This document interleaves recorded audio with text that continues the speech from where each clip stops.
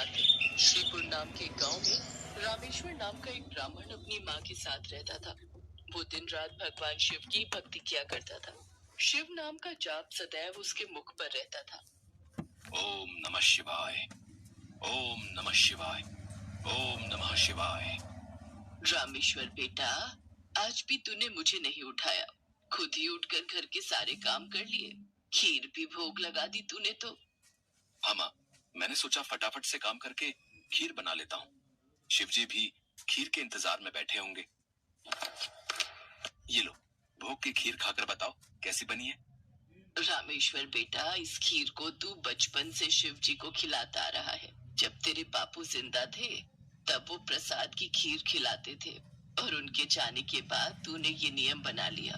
तेरी खीर बहुत ही स्वादिष्ट बनती है बेटे, और मुझे पता है भगवान शिव भी तेरे हाथों की खीर खाने के इंतजार में रहते होंगे। तभी तो मैं सुबह जल्दी उठकर सबसे पहले खीर ही बनाता हूँ, ताकि भगवान शिव को भोग लगा सकूं।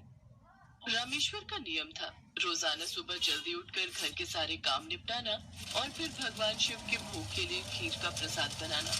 ये कार्य पहले उसके पिता करते थे, और पिता के जाने के बाद शिव जी की सेवा और खीर भोग की पूरी जिम्मेदारी रामेश्वर ने उठा ली।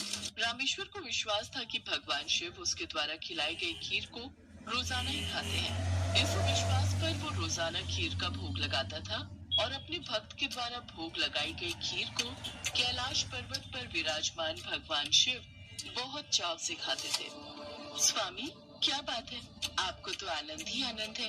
आपके भक्त आपको प्रेम से इतने स्वादिष्ट व्यंजन खिलाते हैं, और आपका भक्त रामेश्वर तो नियम के अनुसार आपको खीर का भोग लगाता है। लाइए, थोड़ी सी खीर मुझे भी दे दीजिए। रामेश्वर के हाथों की खीर बहुत ही स्वादिष्ट होती है। हाँ देवी पार्वती, रामेश्वर इतनी स्वादिष्ट खीर का भोग लगाता है कि मन प्रसन्न हो जाता है। तभी नंदी और समस्त शिवगण वहाँ जाते हैं। महादेव, ये लीजिए, हम भांग और धतूरा ले आए हैं। नंदी, अभी तो हम स्वादिष्ट खीर का आनंद ले रहे हैं। ऐसा करो, भांग और धतूरे को वहाँ छोटे पर्वत पर रख दो। हम कुछ समय के बाद उसे ग्रहण करेंगे। अरे नंदी महादेव तो हमारी ओर देख तक नहीं रहे। उनका सारा ध्यान तो रामेश्वर की बनाई हुई खीर पर है। ऐसे कब तक चलेगा नंदी? हाँ, मैं भी यही देख रहा हूँ। इतने प्रेम से हम भांग और धतूरा पीस कर लाए, और महादेव ने हमें इसे रखने के लिए बोल दिया। अरे नहीं नहीं, ऐसी बात नहीं है। महादेव ने बोला है कि हम उसे वहाँ रख दें। वो कुछ देर बाद उसे ग्रहण करेंगे। महादेव रोजाना रामेश्वर की भोग लगाई हुई खीर को बहुत चाव से खाते हैं। नंदी, मैं तो कई बार सोचता हूँ कि रामेश्वर की खीर में ऐसा क्या है कि भोलेनाथ सबसे पहले उसकी भोग लगाई खीर को ही खाते हैं, और किसी तरफ उनका ध्यान ही नहीं जाता। तभी तो हम भांग धतूरा लेकर आए, और उन्होंने बिना देखे ही इसे रखने के लिए बोल दिया।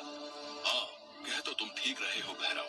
महादेव को भांग धतूरा इतना प्रिय है, और रामेश्वर की खीर से ज्यादा उन्हें इस समय कुछ भी प्रिय नहीं लग रहा।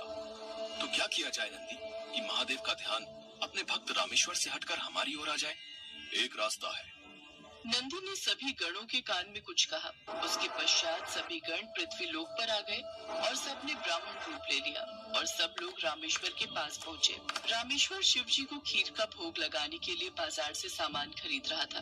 ब्राह्मण वेश में नंदी ने रामेश्वर से कहा, रामेश्वर, तुम हमें नहीं जानते, पर हम तुम्हें बहुत अच्छे से जानते हैं। तुम भगवान शिव के भक्त हो, और रोजाना उन्हें खीर का भोग लगाते हो।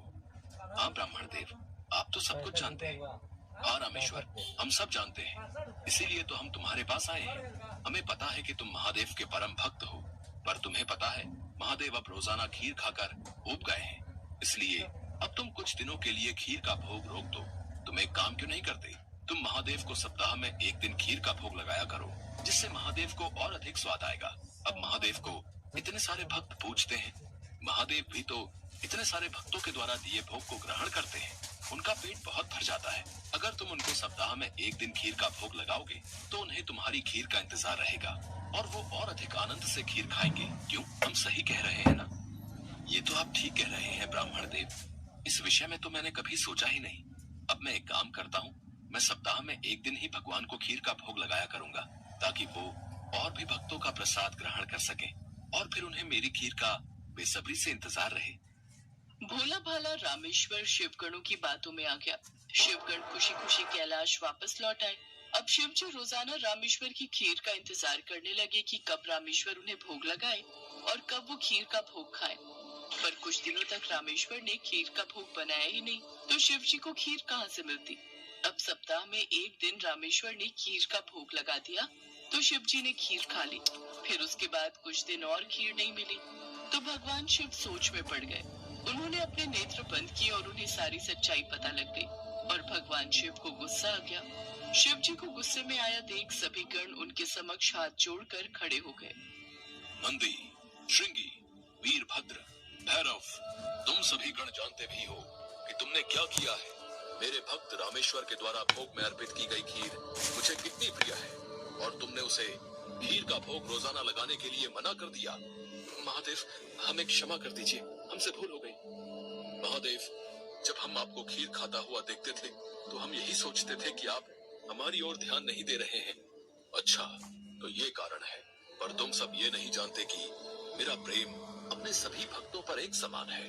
मैं भला तुम्हें कैसे भूल सकता हूँ, तुम तो मेरे हृदय में वास करते हो। तुम सब तो मेरी ही शक्तियों द्वारा उत्पन्न हुए हो। संसार में मेरा प्रत्येक भक्त मुझे एक समान प्रिय है और प्रत्येक भक्त के हृदय में मैं ही विद्यमान हूँ। इसलिए मेरा प्रेम कभी भी कम या ज्यादा नहीं हो सकता।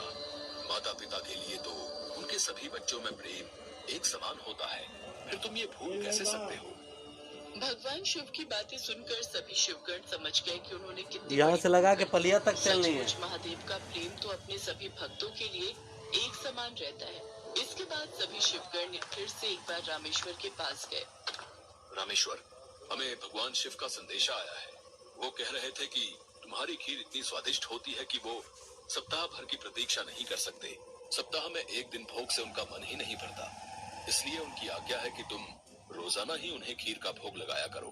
आप सच कह रहे हैं ब्राह्मण देव, भगवान शंकर को मेरे हाथों की बनी खीर इतनी प्रिय है। ठीक है, फिर मैं रोजाना उन्हें खीर का भोग लगाऊंगा। ये सुनकर रामेश्वर बहुत खुश हुआ। अब एक बार फिर रामेश्वर रोजाना खीर बनाकर भगवान शिव को भोग लगाने लगा। अब तो समस्त शिवगण भी भगवान शिव के साथ रामेश्वर द्वारा भोग लगी प्रसाद की खीर का आनंद लेते और खूब भरपेट खीर को खाते।